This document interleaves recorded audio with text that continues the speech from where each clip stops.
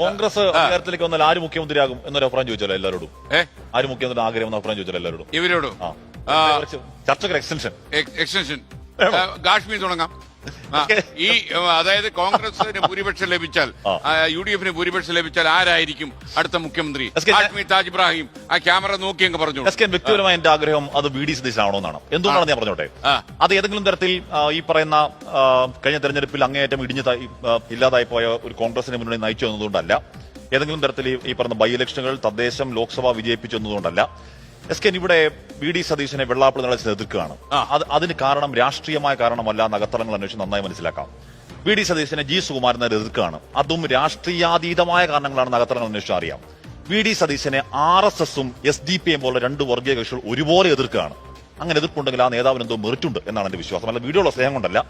RSSഉം SDPയും UDF സർക്കാരിനെ VD നയിക്കണം, VD സതീശനായിരിക്കണം കേരളത്തിന്റെ മുഖ്യമന്ത്രി എന്ന് പറയാൻ ഉള്ള 1009ാമത്തെ കാരണം, 1008 കാരണങ്ങൾ ഞാൻ നിങ്ങളുമായിട്ട് പല അവസരത്തിൽ പങ്കുവച്ചു കഴിഞ്ഞു.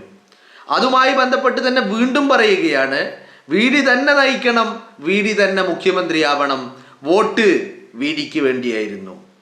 ജനം വോട്ട് ചെയ്തത് VDയുടെ നിലപാടുകൾക്ക് വേണ്ടിയായിരുന്നു. ജനം വോട്ട് ചെയ്തത് VD കേരളത്തിന്റെ മുഖ്യമന്ത്രി കസേരയിൽ ഇരിക്കുന്നത് കാണാൻ വേണ്ടിയായിരുന്നു.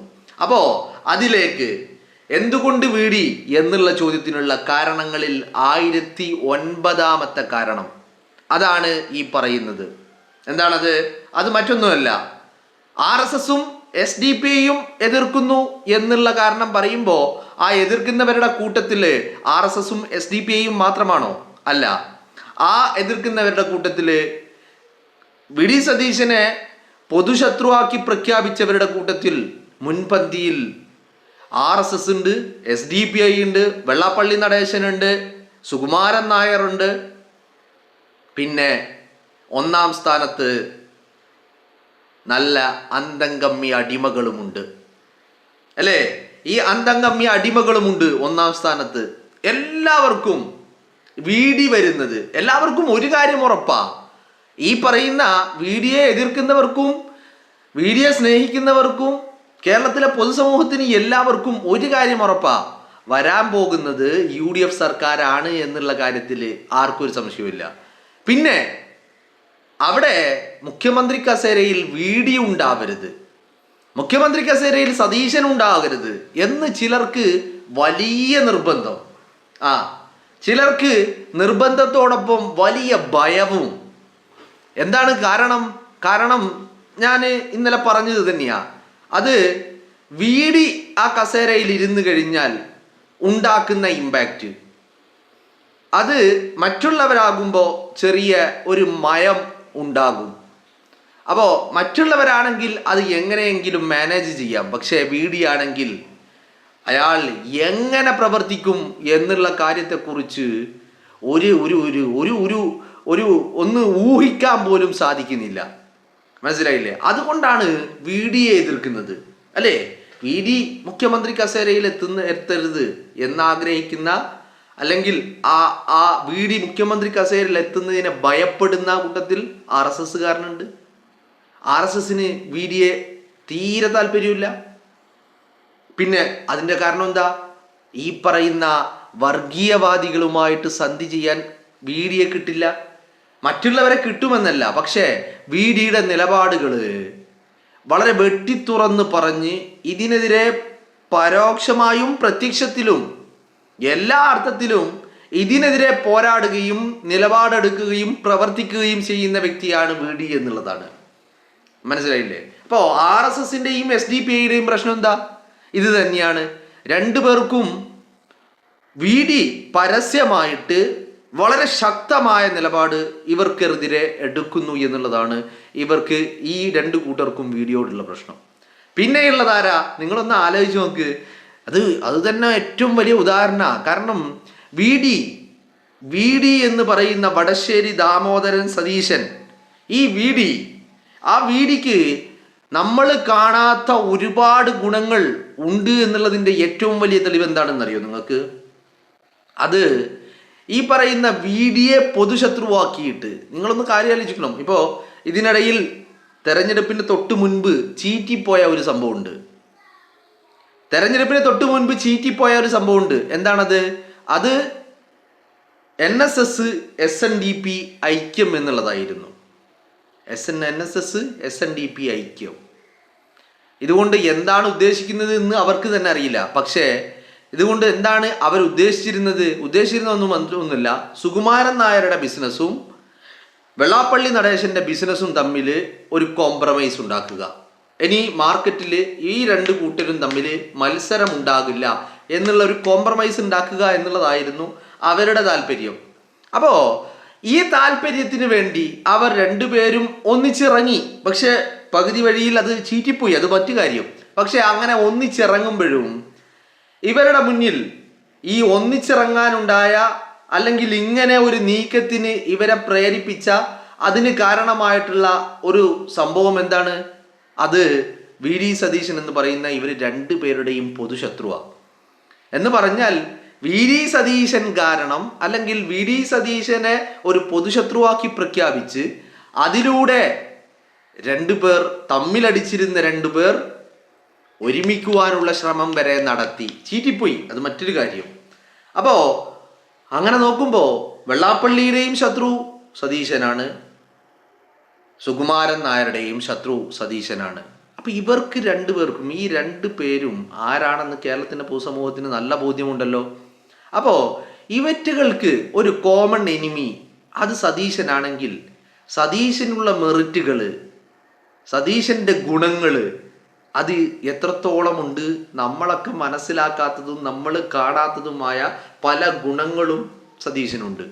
മാത്രവുമല്ല ഈ രണ്ടു പേർക്കും സതീശൻ എന്ന് കേൾക്കുമ്പോഴേക്ക് മുട്ടിടിക്കുന്നുണ്ട് എന്നുള്ളതും വാസ്തവമാണ്. അത്രമാത്രം ഭയം സതീശനെയുണ്ട്. ഇനി ഇതിന് ഇങ്ങനെ ഒരു ഐക്യത്തിന് വേണ്ടി ചരട് വലിച്ച ആളുകൾ ആരൊക്കെയാ? ഐക്യത്തിന് വേണ്ടി ചരട് വലിച്ച വ്യക്തികൾ അല്ലെങ്കിൽ ആള് എന്ന് പറയുന്നത് പിണറായി വിജയനാ. ഇവരെ രണ്ടുപേരെയും ഒരുമിപ്പിക്കാൻ വേണ്ടിയിട്ട് അങ്ങനെ രണ്ടുപേരുടേതും തനിക്ക് തൻ്റെ അണ്ണാക്കിലേക്ക് തള്ളാൻ വേണ്ടിയിട്ട് ഇവരെ രണ്ടുപേരെയും ഒരുമിപ്പിക്കാൻ വേണ്ടി ശ്രമം നടത്തിയത് പിണറായി വിജയനാ. വിജയനും കോമൺ ശത്രു ആരാ? സതീശനാ. ഇപ്പോൾ കഴിഞ്ഞ ദിവസങ്ങളിൽ നിങ്ങൾ കേട്ടിട്ടുണ്ടാവും ശിവൻകുട്ടിയുടെ എന്താണ് സതീശനെ കൊണ്ട് സഹിക്കാൻ കഴിയുന്നില്ല, മുഖ്യമന്ത്രിയുടെ മുഖത്ത് നോക്കി വിരൽ ചൂണ്ടിയാണ് അയാൾ സംസാരിക്കുന്നത്. ആരാ മുഖ്യമന്ത്രി? എന്താ മുഖ്യമന്ത്രിയുടെ മുഖത്ത് വിരൽ ചൂണ്ടി സംസാരിക്കാൻ പാടില്ല അങ്ങനെ ഏതെങ്കിലും ഭരണഘടനയിലെ എഴുതി വെച്ചിട്ടുണ്ടോ? സംസാരിക്കേണ്ടടുത്ത് സംസാരിക്കും, കൈ കൊടുക്കേണ്ടടുത്ത് കൈ കൊടുക്കും, വിരൽ ചൂണ്ടേണ്ടടുത്ത് വിരൽ ചൂണ്ടും. അതല്ലേടോ നിലപാട്, അതല്ലേ ആർജവം എന്ന് പറയുന്നത്, അല്ലേ? അപ്പോ ഈ വെള്ളാപ്പള്ളി നടേശനെയും സുകുമാരൻ നായരെയും ഒരുമിപ്പിക്കാൻ പിന്നിൽ നിന്ന് ചരട് വലിച്ച വ്യക്തി പിണറായി വിജയൻ. വിജയനും പേടിയ, വിജയനും ഭയമാണ് സതീശനെ. കാരണം സതീശൻ കസേരയിൽ കയറിക്കഴിഞ്ഞാൽ പിന്നെ എന്താ സംഭവിക്കാൻ പോകുന്നതെന്നറിയോ? 10 വർഷക്കാലം പിണറായി വിജയൻ കാട്ടിക്കൂട്ടിയതൊക്കെ, വിജയനും വിജയന്റെ അടിമകളും കാട്ടിക്കൂട്ടിയതൊക്കെ ഓരോന്നായിട്ട് എണ്ണി എണ്ണി എണ്ണി എണ്ണി കേരളത്തിന്റെ പൊതുസമൂഹത്തിന്റെ മുന്നിലേക്ക് തുറന്നു കാട്ടും സതീശൻ എന്നുള്ളതാ. അപ്പോ പിണറായി വിജയനെ സംബന്ധിച്ചിടത്തോളം അപ്പോൾ അവിടെയാണ് ചില കാര്യങ്ങൾ നമ്മൾ ശ്രദ്ധിക്കേണ്ടത്. അവിടെയാണ് UDFിലും കോൺഗ്രസിലും മുസ്ലിം ലീഗിലും UDFിന്റെ ഒരു പ്ലാറ്റ്ഫോമിലും നടക്കാത്ത ഒരു ചർച്ചയാണ് ഈ മുഖ്യമന്ത്രി ചർച്ച എന്ന് പറയുന്നത്. ആ മുഖ്യമന്ത്രി ചർച്ച ആരുണ്ടാക്കിയതാ? കേരളത്തിലെ മാധ്യമങ്ങൾ ഉണ്ടാക്കിയതാ. ഈ കേരളത്തിലെ മാധ്യമങ്ങൾ ആരാ? പിണറായി വിജയന്റെ PR വർക്കുകാരായിരുന്നു തെരഞ്ഞെടുപ്പ് മുമ്പ്, ശേഷവും അത് തന്നെ. ശേഷം പക്ഷെ എന്ത് PR വർക്കാണ്? ശേഷം ഇനി PR വർക്ക് കൊണ്ട് കാര്യമില്ല, പിന്നെ ചർച്ചകൾ ഉണ്ടാക്കുക എന്നുള്ളതാണ്. അവിടെ ആ ചർച്ചകൾ ഉണ്ടാക്കാനുള്ള കാരണം എന്താ? അങ്ങനെയെങ്കിലും ഒരു പോസിബിലിറ്റി സതീശനല്ലാതെ മറ്റാരെങ്കിലും മുഖ്യമന്ത്രി കസേരയിലേക്ക് എത്തുവാനുള്ള ഒരു പോസിബിലിറ്റിയെ കുറിച്ച് ആരെങ്കിലും ഒക്കെ ചിന്തിക്കട്ടെ, അങ്ങനെ ഒരു പോസിബിലിറ്റി നമ്മളെ കൊണ്ട് ഉണ്ടാക്കാൻ പറ്റുമോ എന്നുള്ള ശ്രമം മാധ്യമങ്ങൾ വഴി പിണറായി വിജയൻ നടത്തുകയാണ്. കാരണം മുഖ്യമന്ത്രി കസേരയിൽ ഇനിയിപ്പോൾ സതീശന് പകരം ആരൊക്കെ വന്നാലും അവരുടെയൊക്കെ പ്രവർത്തനങ്ങൾക്ക് ഒരു മയമുണ്ടാകും. അവരുടെയൊക്കെ ചെയ്തികൾക്ക് ഒരു മയമുണ്ടാകും എന്നുള്ളത് പിണറായി വിജയൻ ഉറപ്പാണ്, നടേശൻ ഉറപ്പാണ്, സുകുമാരൻ നായർക്ക് ഉറപ്പാണ്, എല്ലാവർക്കും ഉറപ്പാ, ഈ ഭയമുള്ള ആളുകൾക്കൊക്കെ. പക്ഷേ അവിടെ സതീശനാണ് വരുന്നതെങ്കിൽ ഒരു മയവും ഒരു ദയയും ഒരു ദാക്ഷിണ്യവും ഒന്നും പ്രതീക്ഷിക്കേണ്ടതില്ല എന്നുള്ള കാര്യം ഇവറ്റകൾക്കൊക്കെ നല്ല ബോധ്യമുള്ളതാണ്. അപ്പോൾ അത് തന്നെയാണ് ഇവറ്റകളുടെയൊക്കെ ഏറ്റവും വലിയ ഭയം എന്ന് പറയുന്നത്. ഇപ്പൊ പിണറായി വിജയനെ സംബന്ധിച്ചിടത്തോളം 2016 മുതൽ 2026 വരെയുള്ള 10 വർഷം കാട്ടിക്കൂട്ടിയത്, തന്തയാവാൻ ശ്രമങ്ങൾ നടത്തി, കട്ടുമുടിച്ചതും കൊള്ളയടിച്ചതുമൊക്കെ ആയത് ഓരോന്നോരോന്നായി പുറത്തേക്ക് വരും. മനസ്സിലായില്ലേ? മാത്രവുമല്ല, ശബരിമല സ്വർണ്ണക്കൊള്ള, ആ സ്വർണ്ണക്കൊള്ളയില് ചിലപ്പോ പിണറായി വിജയൻ തന്നെ അകത്തേക്ക് പോകുകയും ചെയ്യും. അതിൽ മാത്രമാണോ അകത്തേക്ക് പോവുക? അല്ല, വയനാട് ടൗൺഷിപ്പിലെ കൊള്ള, കോവിഡ് കാലത്തെ കൊള്ള, പ്രളയം അതും പ്രളയമുണ്ടാക്കി ജനങ്ങളെ ബുദ്ധിമുട്ടിച്ച് വലിയ നാശനഷ്ടങ്ങൾ ഉണ്ടാക്കി കേരളത്തെ തകർത്ത് അതിലൂടെ നടത്തിയ കൊള്ള. പ്രളയം ഉണ്ടാക്കിയതാണ്, പ്രളയം ഉണ്ടായതല്ല. പ്രളയങ്ങൾ ഉണ്ടാവാറുണ്ട്, പ്രകൃതി ദുരന്തമായിട്ട് പ്രളയം സംഭവിക്കാറുണ്ട്, പ്രകൃതിദത്തമായിട്ട് പ്രളയം ഉണ്ടാകാറുണ്ട്. പക്ഷെ 2018 കേരളത്തിൽ നടന്നിരിക്കുന്നത് അങ്ങനെ ഒരു നാച്ചുറലായിട്ടുണ്ടായ പ്രളയമല്ല, മറിച്ച് അത് മനുഷ്യനിർമ്മിതമായിരുന്നു എന്നുള്ളതാണ്. അപ്പൊ അതിൻ്റെ പിന്നിലുള്ള കൊള്ള, അങ്ങനെ കൊള്ളകളുടെ ഒരു വലിയ കൂമ്പാരം, ഒരു മല തന്നെ പിന്നിലുണ്ട്. ഇതൊക്കെ പുറത്തേക്ക് വരും. അപ്പോൾ പറഞ്ഞു വരുന്നത്, ഇത്രയും വലിയ ഒരുപാട് കാര്യങ്ങൾ പുറത്തേക്ക് വരാനുണ്ട്. ഇത് സതീശനാണെങ്കിൽ ഒന്നും ബാക്കി വെക്കില്ല. സതീശനാണെങ്കിൽ ഒന്നും ബാക്കി വെക്കില്ല, എല്ലാം ജനങ്ങൾക്ക് മുമ്പിലേക്ക് എത്തിക്കും. മനസ്സിലായില്ലേ? അവിടെയാണ് സതീശനെ പല രീതിയിൽ മറ്റു പല ചർച്ചകളിലേക്കും എത്തിക്കുന്നത്. മനസ്സിലായോ? അതിൽ മറ്റൊരു കാര്യം കൂടിയുണ്ട്. എന്താണ്? ഈ പറയുന്ന കോൺഗ്രസ് എന്ന് പറയുന്ന പാർട്ടിയെ സംബന്ധിച്ചിടത്തോളം, എന്തിന് ഇന്ത്യയുടെ ആദ്യത്തെ പ്രധാനമന്ത്രി ജവഹർലാൽ നെഹ്റു പ്രധാനമന്ത്രിയാകുന്ന ഇതിനു മുമ്പ്, സ്വാതന്ത്ര്യം കിട്ടിയതിന് ശേഷം നെഹ്റു പ്രധാനമന്ത്രി ആകുന്നതിന് മുമ്പ് ഇതിനേക്കാൾ വലിയ ചർച്ചകൾ, ഇതിനേക്കാൾ വലിയ വാദപ്രതിവാദങ്ങൾ നടന്നിട്ടുണ്ട്. അത് അന്ന് മുതൽ ഇങ്ങോട്ട് എല്ലാ കാലങ്ങളിലും നടന്നിട്ടുണ്ട്. മനസ്സിലായില്ലേ? അപ്പോ കോൺഗ്രസിനെ സംബന്ധിച്ചിടത്തോളം ഈ അഭിപ്രായ പ്രകടനം, അഭിപ്രായ സ്വാതന്ത്ര്യം എന്നുള്ളത് അത് ഈ പാർട്ടിയുടെ തന്നെ ഒരു പൊതുവായ തത്വമാണ്. മനസ്സിലായില്ലേ? അപ്പൊ അന്ന് മുതൽ തുടങ്ങിയ ഈ അഭിപ്രായ പ്രകടനങ്ങൾ അല്ലെങ്കിൽ ഈ അഭിപ്രായ സ്വാതന്ത്ര്യം അത് ഇന്നും നിലനിൽക്കുന്നു എന്നുള്ളതേ ഉള്ളൂ. അപ്പൊ അതിലൂടെ എന്തോ വലിയ ആകാശം ഇടിഞ്ഞു വീഴാൻ പോകുന്നു എന്നുള്ള രീതിയിൽ അതിനെ ചിത്രീകരിക്കുന്നത് ഈ പറയുന്ന ഇപ്പോൾ സതീശന്റെ കാര്യത്തിലാണ് അത്തരം ചിത്രീകരണങ്ങൾ വരുന്നത്. അപ്പോൾ അത് ചിത്രീകരിക്കുന്നത് കേരളത്തിലെ ഈ പറയുന്ന സതീശനെ ഭയപ്പെടുന്നവരാണ്. അതിൽ RSS ഉണ്ട്, SDPI ഉണ്ട്, നടേശനുണ്ട്, സുകുമാരൻ നായരുണ്ട്, CPM ഉണ്ട്, അന്തംഗമി അടിമകളുണ്ട്.